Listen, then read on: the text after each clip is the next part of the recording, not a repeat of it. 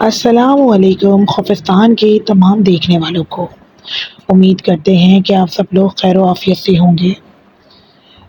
آپ سب لوگوں سے گزارش ہے کہ یہ جو کہانی میں سنانے جا رہی ہوں یہ ایک پرانی مٹھائی کی دکان کی ہے۔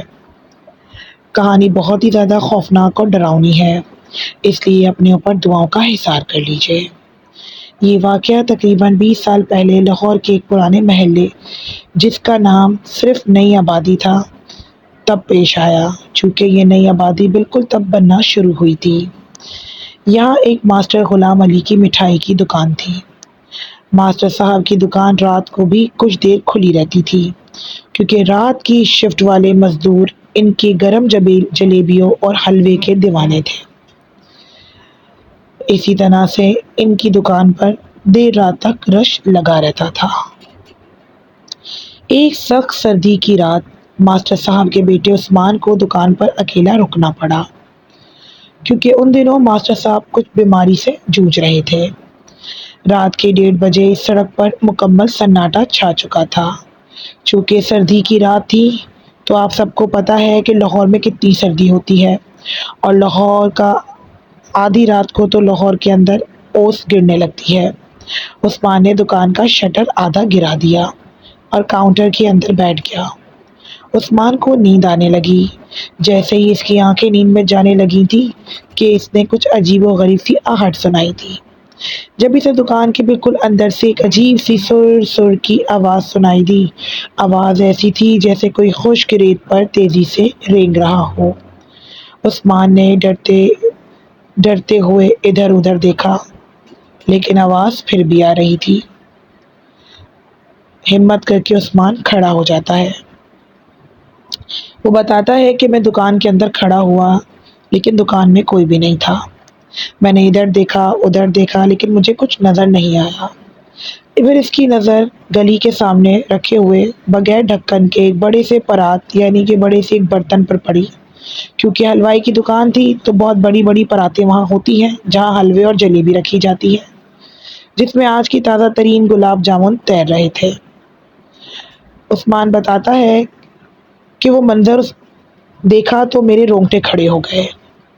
گلاب جامن کی پرات سے چھوٹے چھوٹے کالے سائے اٹھ رہے تھے، اور ان میں ایک ایسا سایہ آہستہ آہستہ بڑا ہو رہا تھا۔ وہ سایہ کوئی واضح شکل نہیں لے رہا تھا، لیکن اسے ایسا محسوس ہو رہا تھا جیسے ایک انتہائی پتلا، لمبا اور آدھا جھکا ہوا کچھ ہے۔ عثمان کی سانس حلق میں تب اٹکی جب اس نے دیکھا کہ وہ سایہ اپنی انگلیاں یعنی کہ جو کسی کی لکڑی کے ٹکڑے کی طرح پتلی پتلی انگلیاں تھیں، پرات کے گرم شیرے میں ڈبو رہا تھا اور پھر ان انگلیوں کو منہ کی طرف لے جا رہا تھا، لیکن صرف اور صرف ایک دھوئیں کی طرح سے ایک سایہ بنا ہوا تھا، اور انگلیاں حد درجے بہت لمبی انگلیاں تھیں۔ چونکہ عثمان غلام علی کا بیٹا تھا تو غلام علی نے پہلے سے ہی بہت ساری باتیں عثمان بتاتا ہے کہ ہمیں بتا رکھی تھی۔ ہم سمجھتے تھے کہ ابا حضور ایسے ہی ہمیں ڈرانے کے لیے بتاتے ہیں، لیکن جب اپنی آنکھوں سے دیکھا تو سچ مانو اسی دن خدا یاد آ گیا۔ یہی نہیں، اس سائے کے منہ سے جو کہ دھوئیں کا شکل لیا ہوا تھا چک چک کی آواز آ رہی تھی، جیسے کوئی گرم میٹھی مٹھائی چوس رہا ہو یا اس کے چسکے لے رہا ہو۔ اس کے بعد وہ سایہ آہستہ آہستہ سے ہنسا۔ ہنسی کی آواز ایسی تھی جیسے کسی نے کوئی شیشہ توڑ دیا ہو۔ عثمان کو یقین ہو گیا کہ یہ کوئی انسان نہیں ہے بلکہ ابا حضور نے صحیح بتایا تھا کہ مٹھائی کی دکان پر اکثر جن کا سایہ ہوتا ہی ہے یا کچھ جنات مٹھائی کھانے آتے ہیں، بلکہ اس کو یقین ہو گیا کہ یہ ایک جن ہے جو اس کے گاہکوں کے لیے رکھی گئی مٹھائی کو کھا رہا ہے، اور اس قدر کھا چکا تھا یہ سایہ کہ بڑی بڑی 2 پراتیں اس نے خالی کر دی تھی۔ بقول عثمان کے کہ 40 من مٹھائی وہ اپنی آنکھوں سے غائب ہوتے ہوئے دیکھ رہا تھا۔ کہاں جاتی تھی؟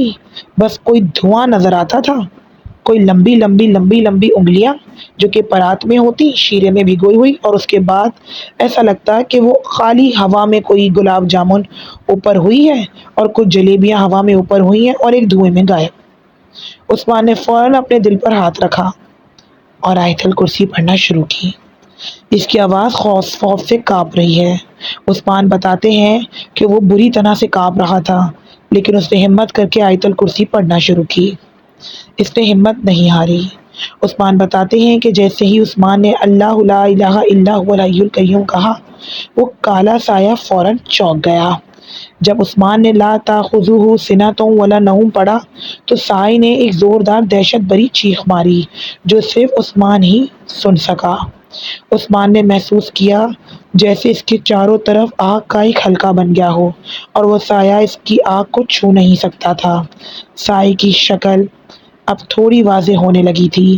اس کا چہرہ بالکل جھلسے ہوئے چمڑے کی طرح تھا اور اس کی آنکھیں ناراض اور غصے سے چمک رہی تھی، جیسے کسی نے کسی کو مارا ہو یا اکسا دیا ہو کسی کام کے لیے۔ عثمان بتاتا ہے کہ جب اس نے آیت الکرسی مکمل کی وَلَا يَئُودُهُ حِفْظُهُمَا وَهُوَ الْعَلِيُّ الْعَظِيمُ تو اس سائے نے دکان کی چھت کی طرف ایک خوفناک چیخ ماری اور تیزی سے پرات کے اندر ہی غائب ہو گیا۔ پوری دکان میں جلے ہوئے گوشت کی ایک شدید بدبو پھیل گئی اور مٹھائی کا پرات جہاں وہ ایک سایہ غائب ہوا تھا پتھر کی طرح سرد ہو چکا تھا، جیسے کہ ہم نے کسی بہت ہی زیادہ دیر کے ٹیمپریچر کے اوپر برف میں بچی ہوئی مٹھائی رکھ دیا کرتے تھے، اس طرح سے وہ پرات ٹھنڈی برف ہو رہی تھی، جبکہ کچھ دیر پہلے پرات میں شیرہ اس قدر تازہ لگ رہا تھا کہ ساری گلاب جامنیں تیر رہی تھی اور جلیبیاں، لیکن اب گلاب جامنوں کا شیرہ بھی جمع ہوا تھا اور جلیبیاں بھی پرات سے چپکی ہوئی تھی۔ عثمان نے دوبارہ آیت الکرسی پڑھنا شروع کی اور اس رات جاگتا رہا۔ اگلی صبح اس نے وہ سارے گلاب جامنوں کا شیرہ قبرستان کے کونے میں دفن کر دیا اور ماسٹر صاحب کو سارا واقعہ سچ سچ بتایا۔ ماسٹر صاحب چونکہ اس کے والد تھے، انہوں نے اس دن کے بعد سے رات کے 10 بجے کے بعد کبھی اپنی دکان نہیں کھولی۔ آیت الکرسی نے عثمان کے پڑھنے کا عثمان کو اس قدر فائدہ ہوا کہ اس نے کہا کہ میں نے جن کے وار سے خود کو آیت الکرسی کی وجہ سے بچایا۔ اگر میں آیت الکرسی کا روحانی حصار نہیں کرتا تو شاید وہ جن اس کو نہیں چھوڑتا۔ اور آج بھی اس محلے میں سب سے خوفناک اور سچا واقعہ مشہور ہو چکا ہے۔ یہ سب نے بہت دفعہ ماسٹر غلام کو کہا کہ آپ تو دکان 11:30 تک بند کرتے تھے، بلکہ آپ کی دکان تو رات کے 1:30 ڈھائی بجے تک کھلی رہتی تھی، پھر ایسا کیا ہے ماسٹر جی جو آپ دکان کو رات کو 10 بجے ہی بند کر دیتے ہیں؟ تو وہ ہمیشہ کہہ دیتے تھے، بہانہ بنا دیا کرتے تھے، لیکن جب لوگوں نے زیادہ ضد کی تو پھر ہمیں یہ واقعہ وہاں سے معلوم ہوا۔ دوستو، اگر آپ لوگوں کی بھی کسی رشتہ دار کی کوئی مٹھائی کی دکان ہے تو انہیں بھی بتا دیجئے کہ زیادہ دیر تک رات کو اپنی مٹھائی کی دکانیں نہ کھولا کریں، کیونکہ رات کو گاہک نہیں جنات ہی آتے ہیں۔